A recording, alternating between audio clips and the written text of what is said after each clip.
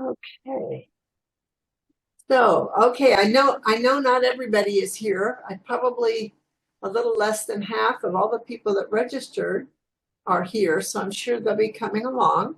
But I do like to start on time. Thank you for those who have arrived on time. We're going to be talking about holiday traveling. Actually, could be traveling anytime. And but I thought I would get a couple of announcements out of the way first. Oh, let me just.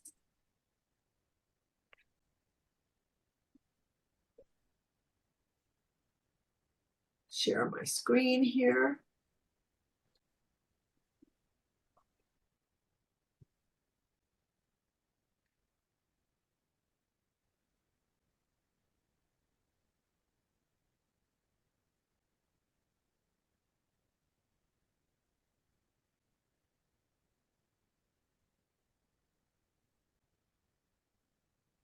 What is that?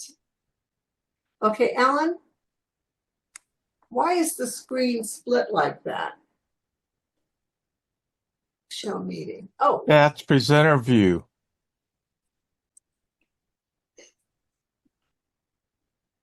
So it's displaying the presenter view. okay, let me just see if we can do this again. And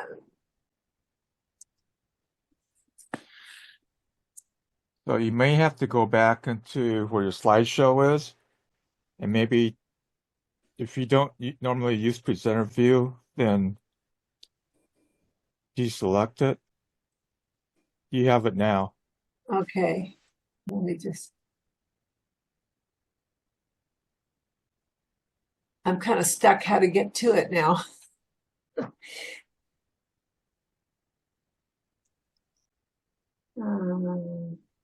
Just go to share and then to your presentation slide and then go F5 and I'll start the slideshow. Okay, here we go.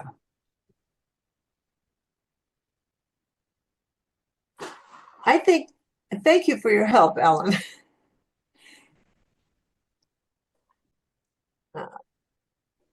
I think this is it now.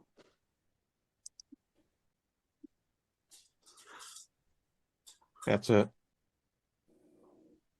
Okay. All right. Okay, so here we are. And for those people who, in particular who struggle with hearing loss, today I hope we can deliver a little hope for hearing loss. What is this?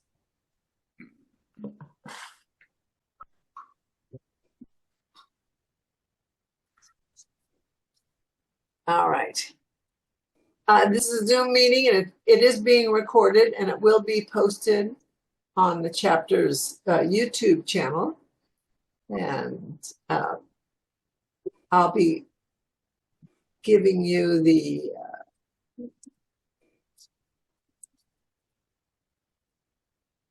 okay.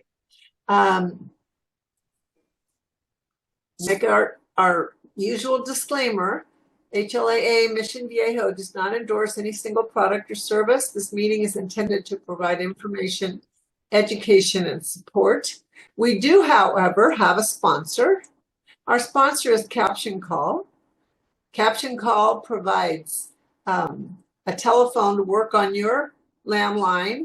And if you don't have a landline, they can provide one for you. That's sort of a new thing. They presented a couple of months ago and explained that program. So if you would like to try a captioned telephone, landline type model and don't have a landline, they can provide one for you and suggest you just give them a call. Their telephone number 877-557 2.2. You're not seeing that, are you? You're not seeing the caption call screen? Alan, are you seeing the caption call slide? You have the Zoom Okay, good. slide. Oh, it's the Zoom. Okay, well, something is not quite right here. So it seems like you didn't start with the right slide at the beginning.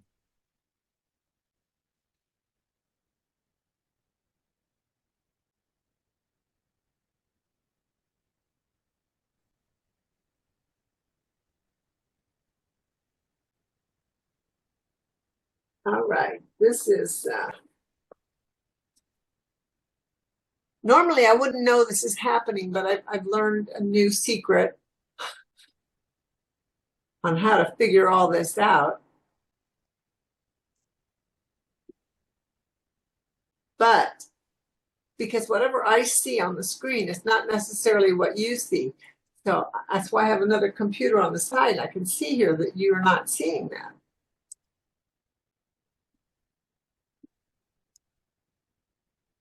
Okay. Hi, Toni. Well, Are you looking at the presenter screen? Is that what you're seeing? Because that will show the page after on. what we see. Oh.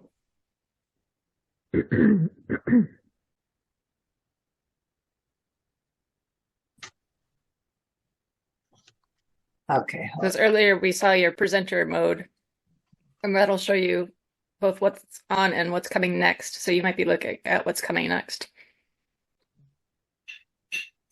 She actually has a second session of Zoom running that she could look at.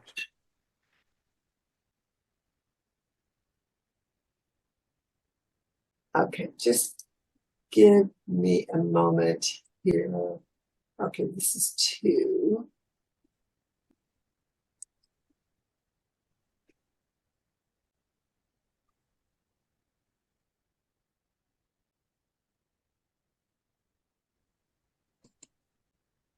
Okay.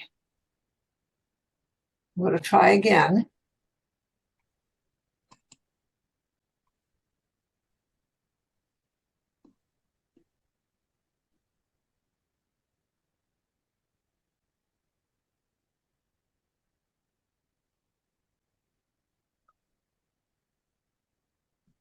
Okay, you have your caption call. Well,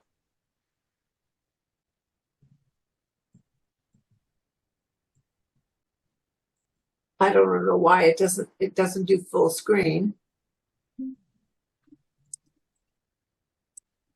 yeah, click on that one. Toni, if you want the caption call slide, Yes, go back up and click from current slide, and you should be okay.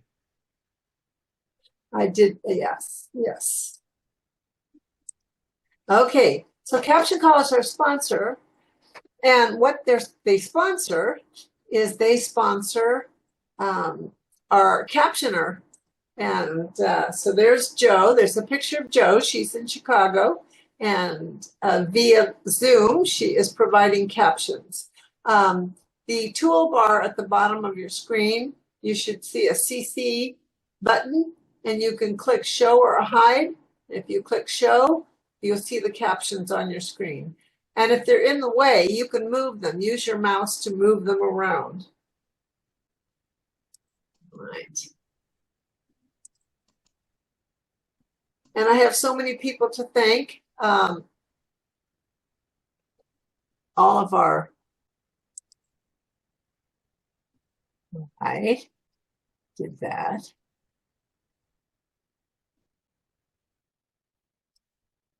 Still don't know why that's not.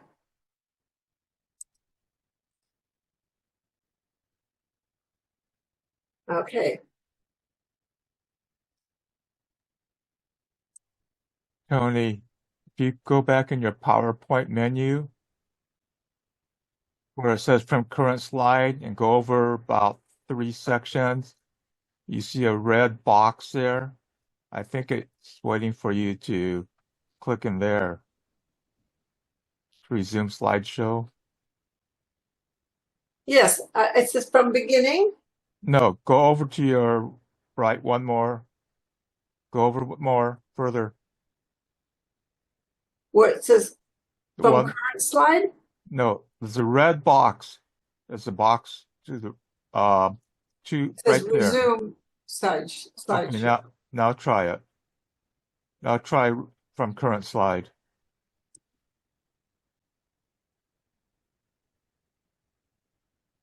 All right, I'm just going to continue on here. We are a 501c3 tax exempt chapter, and everyone that volunteers, including myself, we are volunteers. We don't receive compensation. So all the efforts we made, we volunteer our time, and we appreciate your support.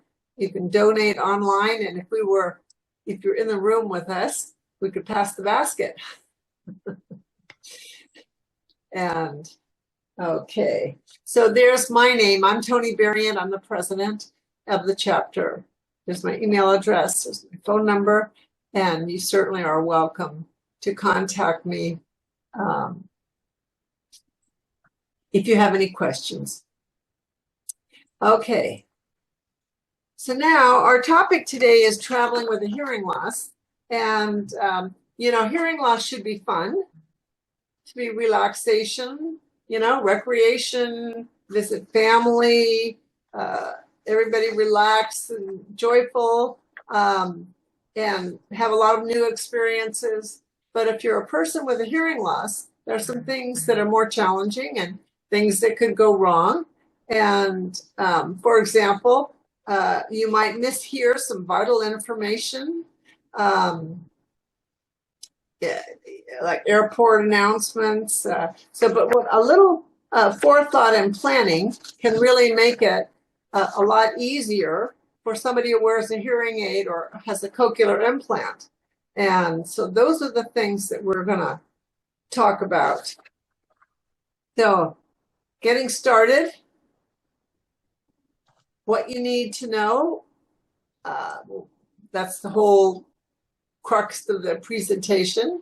What you need to know about traveling with a hearing aid or a cochlear implant. First of all, I shouldn't have to say this, but I know that I need to tell you to wear your hearing aids when you're traveling. I know I find out all the time that sometimes you don't wear your hearing aids, or a lot of the times you don't wear your hearing aids when you're home alone and you think that it's not important. However, when you're traveling, you must be wearing your hearing aids so that you get the benefit of hearing everything that you need to hear. And you can avoid missed connections. Okay, let's start off with when you're traveling by air. And a lot of us travel by air these days. Is anybody have a trip coming up? And are you traveling by air? Do you know how to raise your hands? Use the raised hand, or you can raise your hand and I'll try to find you and see you. How many people? Okay, we got a couple here. And a lot of you you don't have your video on, that's okay too. So when you make your reservations, and I actually talked about this a couple of times at the meetings recently, and that is to be sure if you're online, mark you have a disability. If you have a hearing loss, you have a bona fide disability. The ADA, the federal government, recognizes that you're a person who has a disability. And there's a lot of benefits to checking that box. And so if you don't see a place to indicate that, then be sure to call the airline and reference your ticket that you purchased and report your disability. One of the main things is that you will be allowed to early board. You'd be one of the first people to board the plane, along with the children traveling alone and people with wheelchairs and walkers, you will be able to board. And that just makes, you know, getting to your seat and settling in so much easier than everybody rushing on at one time. So definitely that is an advantage. Also, a lot of times when you report a hearing loss disability, they want to offer you a wheelchair. Well, if they offer to it and you want to take it, take it.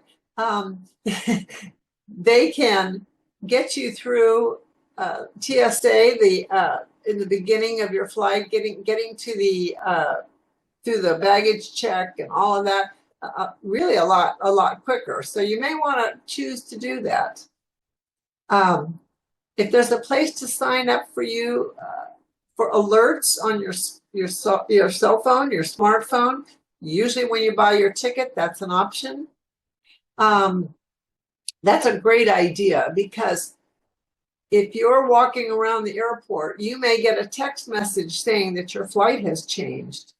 And you wouldn't get that if you didn't have a smartphone and get a text message. And I have been very fortunate to get that notice and be able to respond very quickly to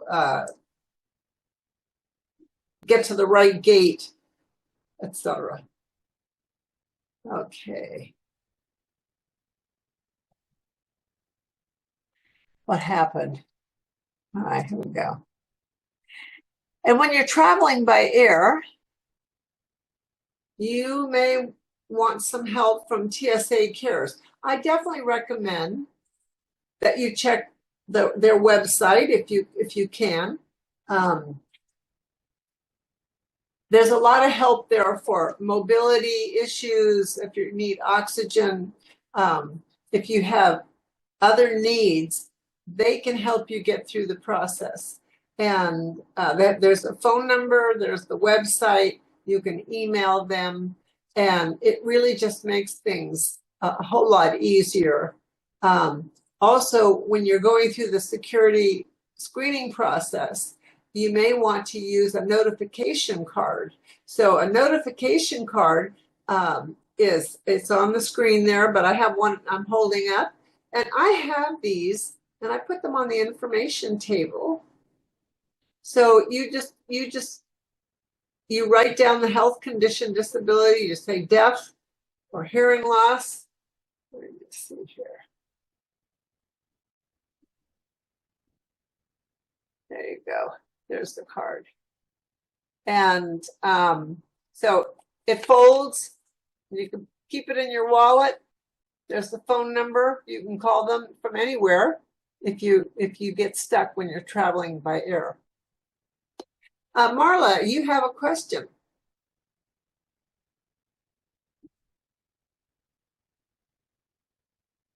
Marla, your hand is raised. Do you have a question? No, it was this thumbs up. Oh, okay. Okay. Now, TSA for seniors, they're screening for seniors. They've relaxed some of the screening regulations for passengers 75 and older. Now, I've never been asked for my ID. That's not true. I guess you do show them your ID before you enter. So you can leave your shoes on, and you can leave on a light jacket during screening. If you go through the meter, the scanner, and something goes off, you may be asked to take your shoes off, or you may get pat down. We'll see what happens, but for the most part,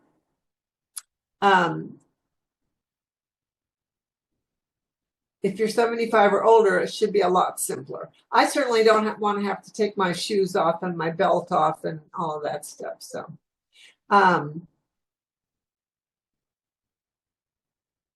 you may be questioned about your medical devices or implants, but probably not. I've never, ever had anybody stop me and ask questions about about my hearing aid or my cochlear implant. So now this is an option. This is optional. You can sign up for TSA pre-check, which is really great. You don't stand in line as long as everybody else going through the screening. So it's usually a short line.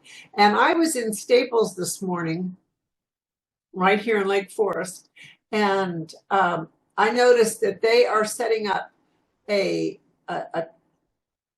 application, an area where you can make application for TSA pre-check. It's $77.95. They do a background check on you. It's good for 5 years, and you may find it's worth it to not have to wait in line as long, especially if you travel a lot. So that's just an option. You can, no need to remove shoes, belts, light jackets, laptops, and your compliant liquids. I think they relax those requirements. All right. So walking through the metal detector, you may hear a little buzzing. Sometimes I do. In preparation for that, you may want to turn down the volume a little bit on your processor or your hearing aid, but it just lasts for a second. When you walk through the metal detector, have your ID card in your hand, even though everything else is on a tray, on the rollers. Keep your ID card with you. And I always keep my airline ticket, the two things. Alternatives to going through the metal detector, and you could request it if you want to, is to have a wand inspection or a full body pat down. I don't know if I'd like that, but that's an option. Okay. And so on the plane, hearing aids and cochlear implants will never interfere with the plane's navigational instruments. I have had people ask me about that. And you can keep them on the entire time, even when they ask you to turn off electronic devices during takeoff and landing. You are not required to turn off your hearing aids or your cochlear implant. You may want to listen to music or watch movies on the flight.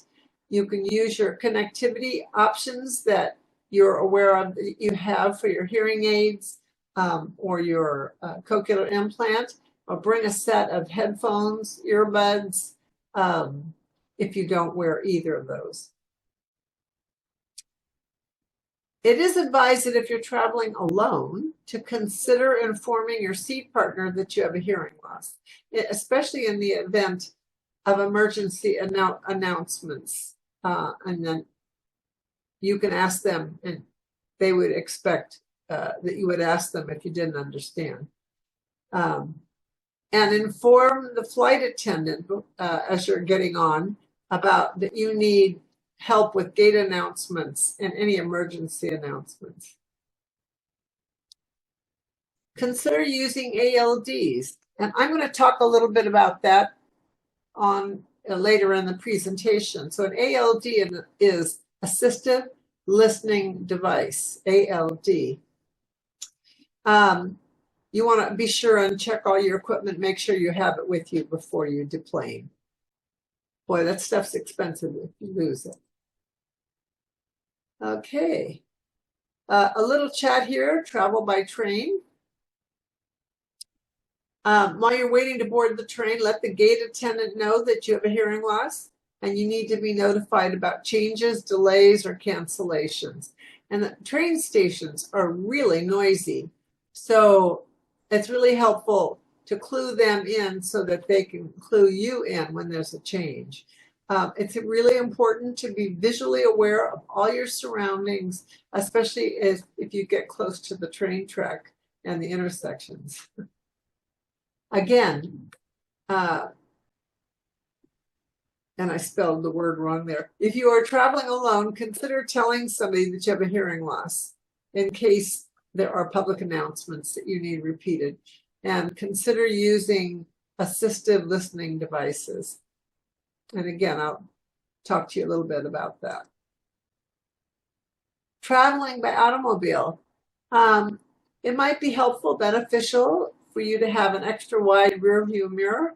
It would be helpful for you to actually see the people in the back seat, glance at them, and have strategic seating.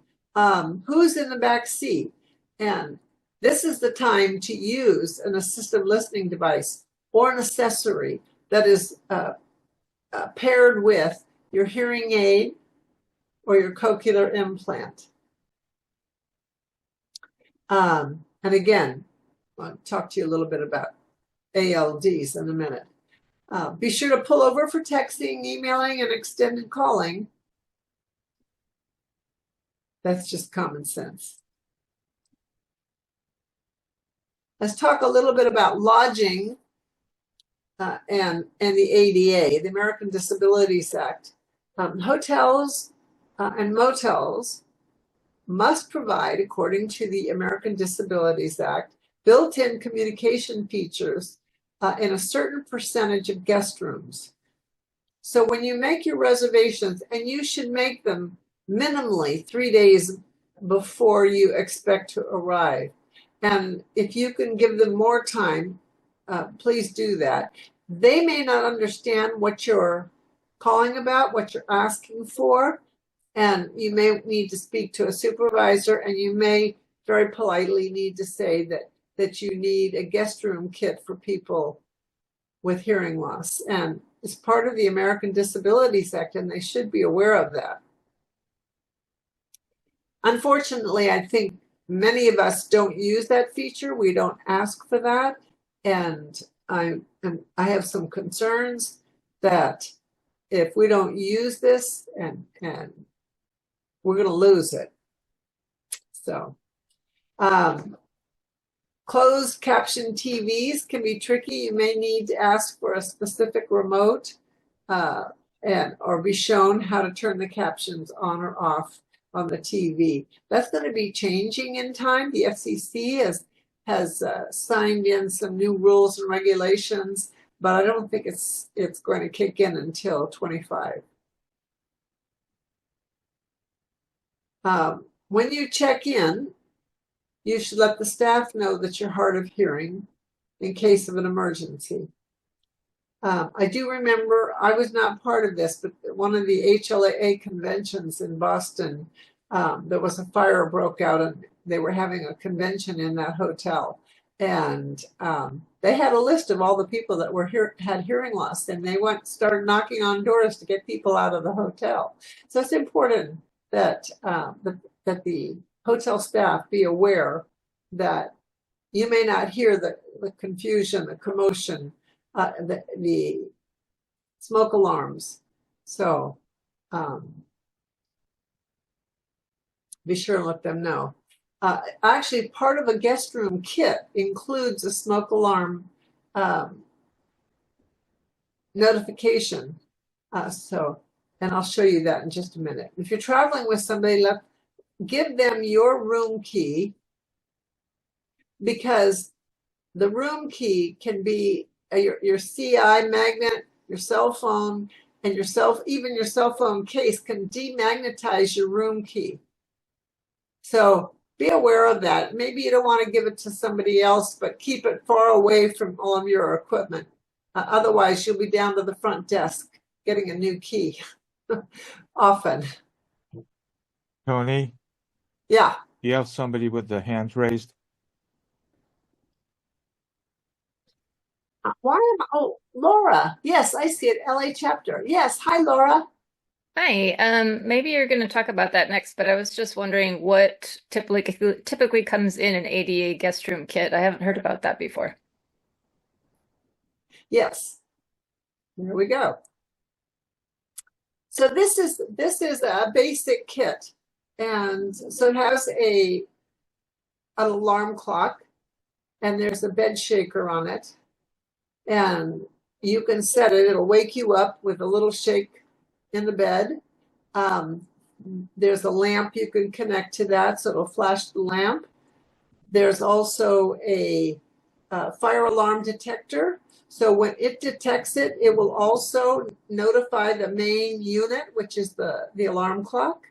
And this little thing here goes on the door on the outside of your room. It's a doorbell. So when somebody presses that button, you know somebody's at the door, and the light will flash and the bed will shake. This little piece right here can be used to amplify the existing phone that's in the room if you're using the room phone. Most people nowadays are using a mobile phone.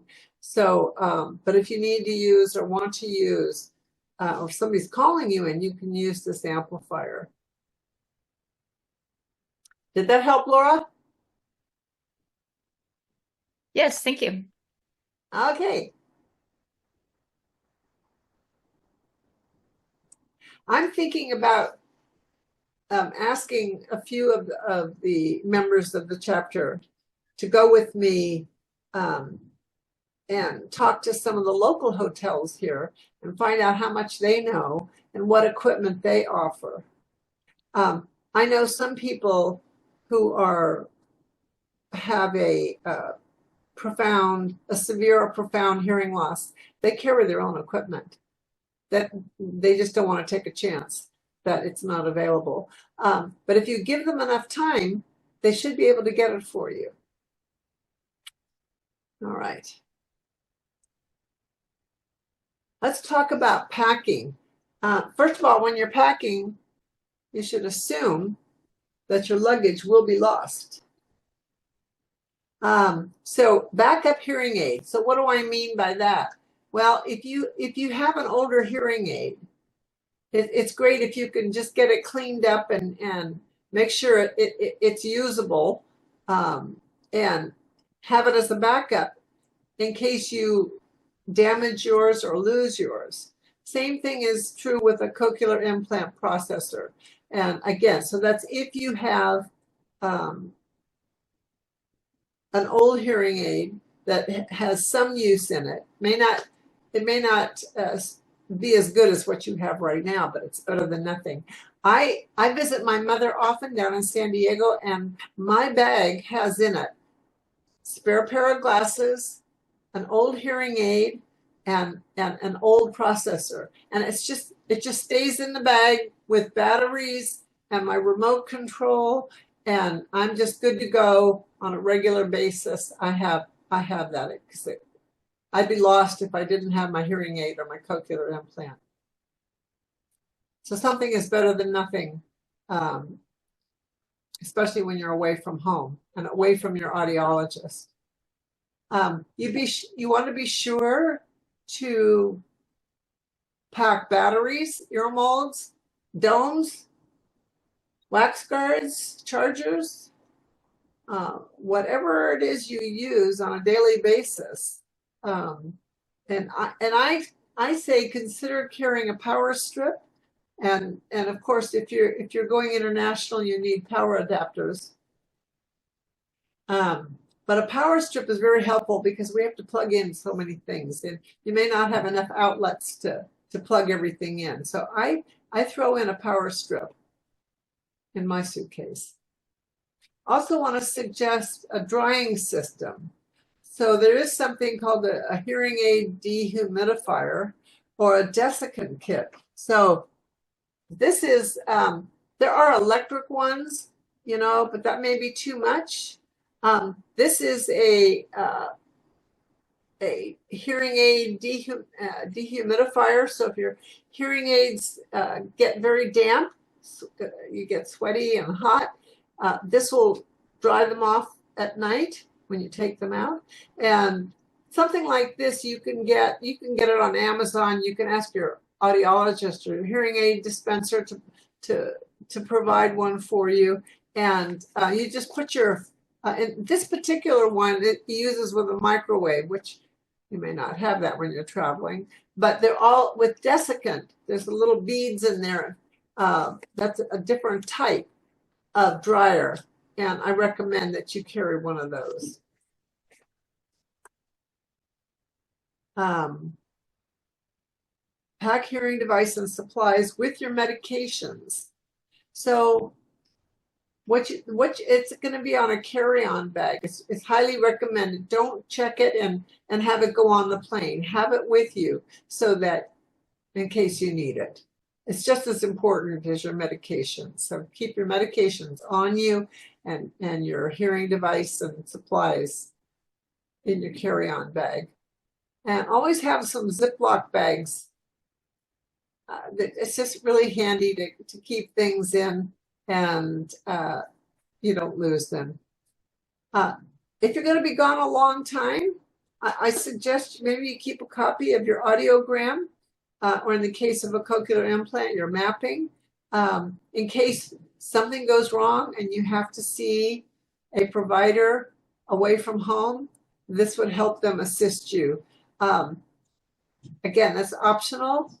I happen to carry, I have it, so I keep it with my spare equipment. And it just makes it easier when you need care.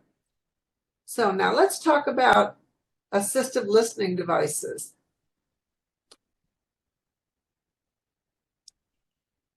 The first assistive listening device that is highly recommended is the one that pairs with the hearing aid or cochlear implant that you have. So in the case of Oticon, they have something called a Connect clip, and it pairs. And when you're driving in the car, you can clip that on the person next to you, and when they speak, it streams directly into your ear. So regardless of the road noise, you would be able to hear them. You don't have to turn your eyes off the road to hear them. So it's an accessory that's really, really great. You can also use the Connect clip in a restaurant near the person. They could wear it on their lapel. Just a handy thing to have. This one here is by Widex, and it's just one configuration. They have a lanyard you could put it on, so that makes it convenient as well. And then I wanted to talk about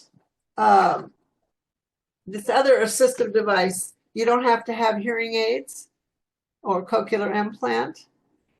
It's just a little microphone, battery operated, and you can get an extension cord so the microphone, for example, you could give it to the people in the back seat and they could talk in the microphone, and you'd be listening either through some earbuds, a headset, and something if you've attended any of my meetings, you've learned about using t-coil and a neck loop, which is shown here. This is the older model pocket talker that has a neck loop attached to it. And this is a modern, more up-to-date, newer personal amplifier called a pocket talker. These are great to use on the airplane, on a train, in a restaurant, in a car, really just about anywhere you're struggling to hear. They can be very, very helpful. And these items, the Oticon and the Widex items, you have to get through your hearing care provider. But the pocket talker, you can get those on Amazon. Diglo is a name of a company that only sells devices for deaf and hard of hearing people, and they can be so helpful when you're selecting something, because they can actually coach you and ask questions and make sure it will suit your needs in your travel. This personal amplifier, I think it was about $190. This was a little bit less, the older model, but they're still selling them. All right. Okay, you're going to be away from home, so I'm suggesting that you prepare for an emergency. and to create your own emergency medical identification card. And in addition to your name, address, and phone numbers, it should have your health insurance information, and be sure to have your health insurance card in your wallet. List emergency contacts with contact information. So that would be a mother, father, daughter, son, in that range there. Also, it's a good idea to have your primary care provider listed with a phone number, just in case you're not able to speak for yourself and people need information about your condition, your medical condition. The emergency card could also list any allergies. That's really important that you don't receive something that you're allergic to in medical care. And date the card that you prepare so that people know that it is current, that is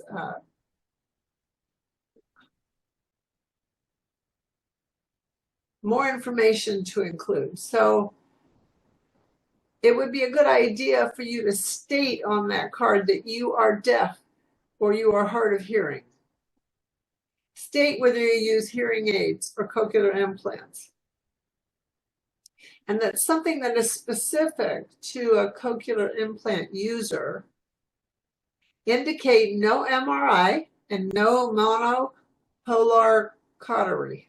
So those are procedures. If you couldn't speak and you had a head injury, those are things they should not perform on you. They should contact your CI surgeon. And so you should have the name of your cochlear implant surgeon or the clinic. In my case here, I go to UCI, University of California, Irvine. And so I would have the clinic listed. They have all my information. And keep this information with your driver's license, your state ID, or your passport, because that's the first place they're gonna look for any information if they needed it. You may never need it, but you never know. And if you've got time, it's a good idea to prepare. All right. So here are some resources. And I thought that I would put these in the chat box. And if anybody wants a copy of my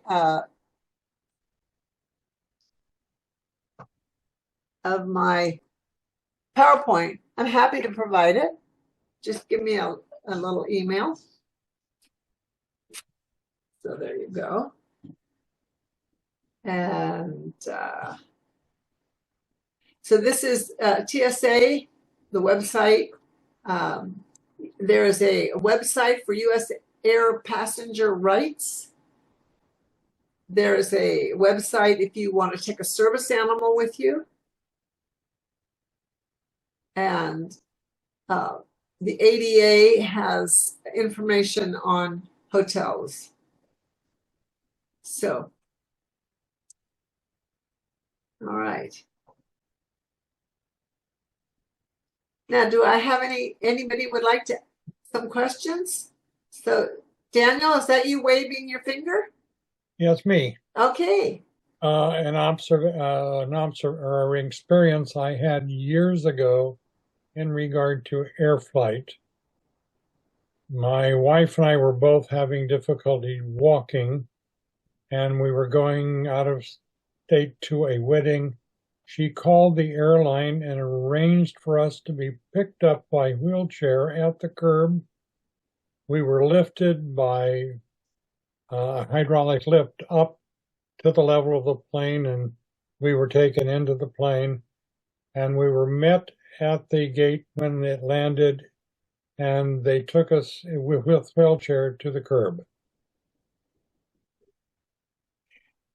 Anybody can do that anytime. And I didn't mention that only because that's not specifically related to deaf or hard of hearing. But yes, we're all older. We have issues and of one kind or another.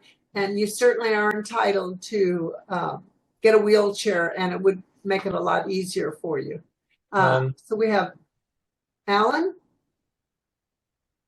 Yeah, I actually had a neighbor with a cochlear implant, and she had to have an MRI, and so we gave them all the information for the MRI kit from Cochlear,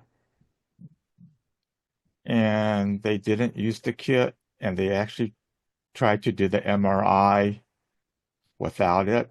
They put gauze around her head, and it started to pull the MRI out. They stopped before it did any damage. Yeah,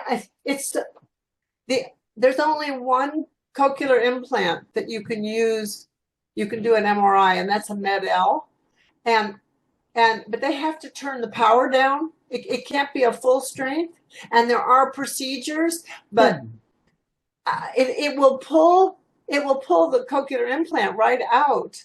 And so it's really important that you have, some people have a medical alert bracelets or pendants or something. So if you have a cochlear implant, you may want to consider having something like that. Yeah. Marla, you're next.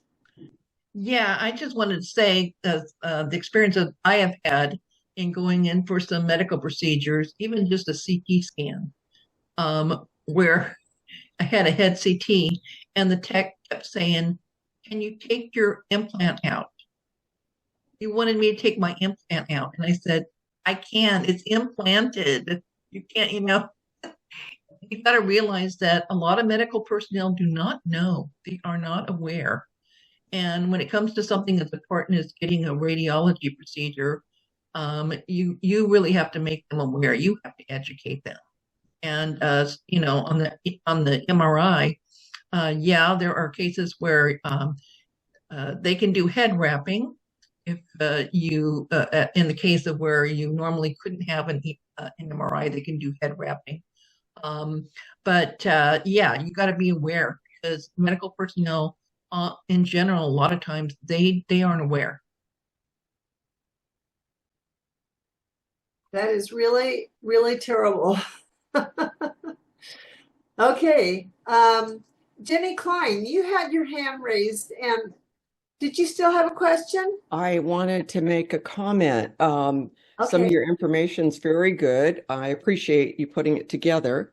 I wanted to tell you, I just recently went on a trip abroad, and they had the little packs that you put on, and then you had earplugs that you had to put in, so I could not wear my hearing aids. And so I learned at the last day, I wish I'd spoke up, because the guy that was talking in the microphone that was going in my ears said, I said, I wear hearing aids, and I can't wear my hearing aids when I need to put in your hearing buds. And he said, I wish you had told me. I have a special one that I could then use, and it goes outside of my ear. It's weird how it worked, but it only goes on one ear, and it's a special earpiece. So anybody traveling, like on a Viking ship, they do this, or a lot of group travel, they talk to a group and everybody has earbuds with the radio, two-way radio speaker thing. So don't hesitate to go to the guide and ask if they have any special equipment for anybody that has hearing aids. Absolutely. Well, in every instance I've mentioned, tell the hotel, tell the airlines, tell the train station, tell everybody you have a hearing loss. So if they have something special for that, or they can accommodate you in some way, then they're able to do that. You're very good. You're very good to say that, but it never even occurred to me that they had something for that. So I'm just telling you all that are on, it's something else that you can tell somebody else that might have something that's available. Right. That's all I got. Thank you.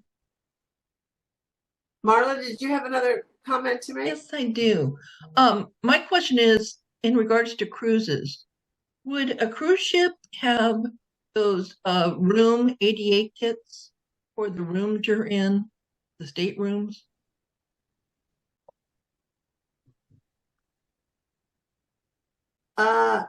Probably not, because ADA means American Disabilities Act, and most of the ships, cruise ships, are not American.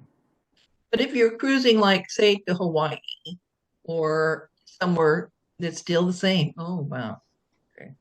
I would definitely ask. I would push, but I don't think they're legally required. If they're a French, if they're a ship or Yeah. British ship, if it's an American owned and operated cruise lines, they should. Yeah. Okay. And some of them I think do. I just haven't done a lot of cruising, so I haven't either. yeah. Well, there are a lot of things that can be done and you can do to make travel easier. And I have not presented everything. I've just got basic stuff. So if you have any advice or share your experience when you're traveling, we certainly would like to hear it. Yeah, it's all that stuff that you mentioned that I've done. And I just wondered, now that I'm retired, I might like to take a cruise sometime. I was just wondering, gee, do they have these same accommodations that you would if you were coming to a hotel or a motel or something like that?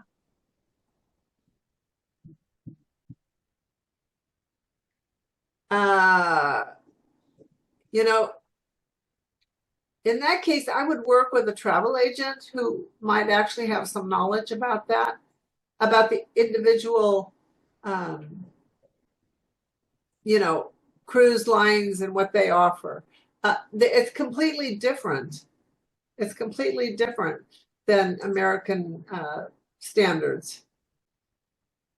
It's kind of unusual because there are people with CIs all around the world. I mean, it's an international thing. It's not limited to Yeah. the United States. And there's people all over the world do cruising. So you would think, that they'd have to do some accommodation. Laura. Hi, yeah, I was just on a cruise, so I can tell you what I found out.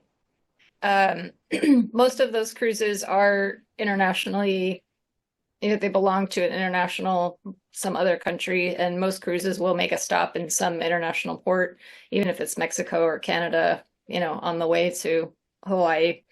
I asked them what they had I saw a sign that said assisted listening devices available. So I asked at the, customer service desk, and they said that they had some kind of device, but it was only for one specific theater, and it was only for specific shows that had like a script already, and not for like the comedian who was doing, improv kind of stuff. So when I didn't find it to be very helpful as far as like, being an extra thing for me to hear. They did, however, have an interpreter for the deaf, and that is someone that's just contracted by the cruise company, and he comes on the cruise and he interprets for whoever needs it. So they have some things for hearing loss, but if you don't sign, then, that doesn't help. I don't know if they had any ADA kits. I did not know that was a thing, so I didn't think to ask for that. And the ADA kits or the equipment that is available. A couple of years ago, there was a woman visiting from Texas, and she found out about the Hearing Well Club. We used to be known as the Hearing Well Club here in Laguna Woods.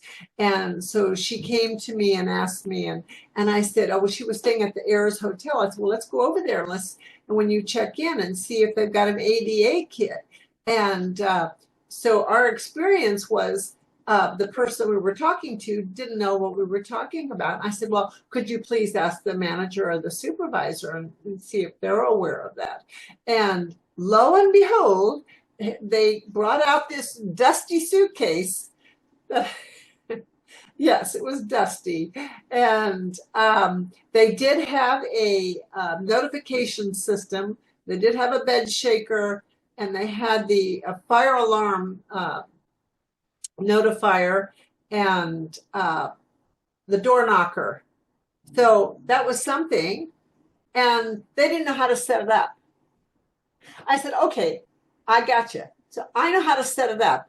You send a staff member with me so that they can see how it gets set up, and then you'll be trained and you can show it to somebody else. And so that was a win-win, you know, just learning and teaching others. But, you know, this stuff is required, but not everybody knows. It's just not part of their in-service for teaching, you know, new employees. And, you know, people come and go so quickly. Not everybody that's behind a desk at the hotel is learning all this stuff. So you have to ask for the next step up, for the night manager, or, you know, whatever.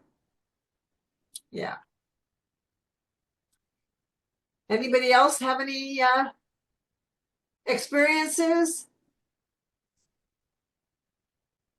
I can't see everybody. Let's see here. Raise hands. I know Jeff Chess, are you there? You've been to Africa and all kinds of places. Let's talk about your experiences. Yeah, I went to Africa 2 years ago, I think, 2022. Unfortunately, the driver had no microphone. You cannot have the microphone when you were driving out to safari. And we recommended that he just have that for the future here. So he had to kind of turn around back and forth. And I sat in the front seat trying to understand what this animal is or that animal, because there's a checklist of animal I have to go, I have to ask my friend, what animal are you talking about? Oh, yeah, that animal, gazelle, and so on. So that was a little challenging because he had the microphone around his, I think we call that, around his neck or so on, that he able to communicate to people in the back. So that it's a little challenge, I can tell you that. Anything? Well, that's all. That's my comment. So.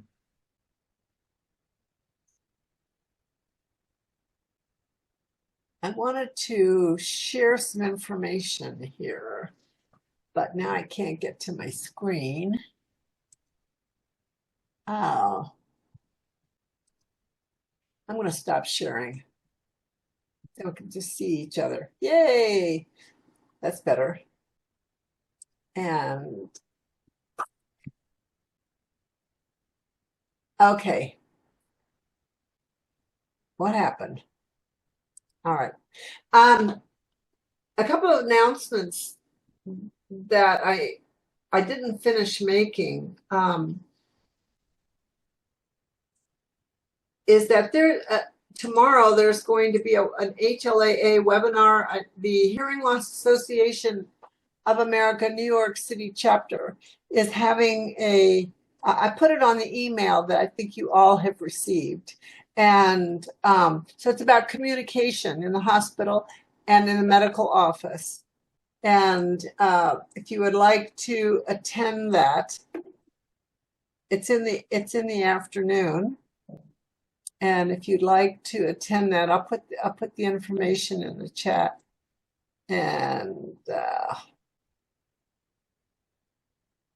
come on. And there's a pumpkin patch trip planned for Saturday. And if you'd like information, if you didn't get the information, are you going to go, Jeff? No, I am going to You're be not going this. Okay. somewhere else. So I'm going down in San Diego County. So okay, there's another webinar planned for the 28th I believe it's the 28th of October. I'm going to put it in the next email I send out. It's on work. So it's accessibility in the workplace and what you can ask for. And that's sort of an unusual topic because people who are employees or want to be employees are very careful talking about their hearing loss. So that will be part of the conversation, how to not be discriminated against and how to get what you need in the workplace, how to make it better. And my reason, I wanted to jump into these announcements is November, we're going to have a meeting. So we're going to have all 3 cochlear implant companies and a representative and a recipient talking about their cochlear implants. And I know a lot of people are very interested because the insurance pays for cochlear implants. And so they think, oh, wow, I want to get one of those because I can't get my hearing aid paid for. So it's just interesting to find out who qualifies and what is available. So that'll be in November the 11th. December is going to be completely different. Normally we meet on the second Monday of every month, but this December is going to be the first Monday. So this is a shift. This is so save the date, December the 2nd, the first Monday, and instead of the 2nd. So that's a date change, but the time is the same, still 2 o'clock. And we're going to have some holiday treats. And, there's a lot of people that come to the support meetings and the things that they're curious about or they have questions about are never addressed. Or we just had that meeting and you missed it. And so this is going to be a time, it's going to be an open forum where you can ask the questions that you would like to have. So you can come up to speed for your personal usage. So we talked about assistive devices. I'm going to bring some for the December meeting. You can try it out. You can see what a pocket talker looks like, how to operate it.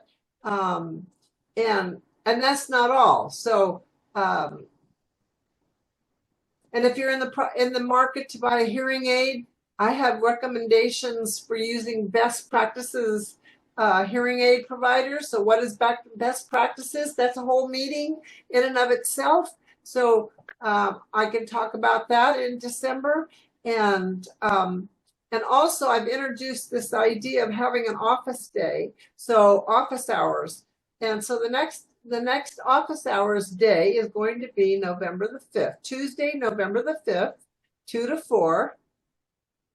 RSVP if you would like to come and talk to me personally and find out where you are and where you want to go or what the next steps might be for you about getting your hearing tested, getting a new hearing aid or not getting a hearing aid or that type of thing. So everybody's in a different place, and I'd just like to fill in where you need some assistance.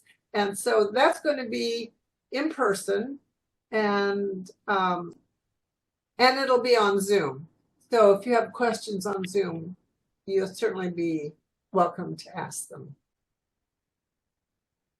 If you want to attend an RSVP, office hours, please RSVP, and you can do that by emailing me, or you can telephone me, and I'll put that in my I'll put that in the chat.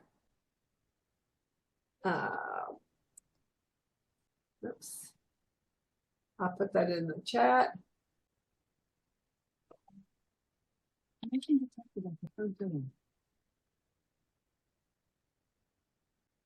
And the phone is, you can text me, call me. There you go. So if you open up the chat, you should find that there. And you can also use that email address if you'd like a copy of my slides.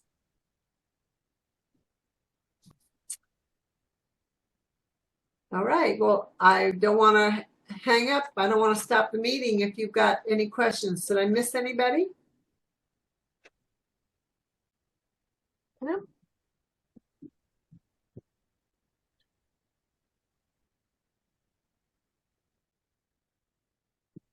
Nobody's got their hands raised. All right. Motion detected at the front door.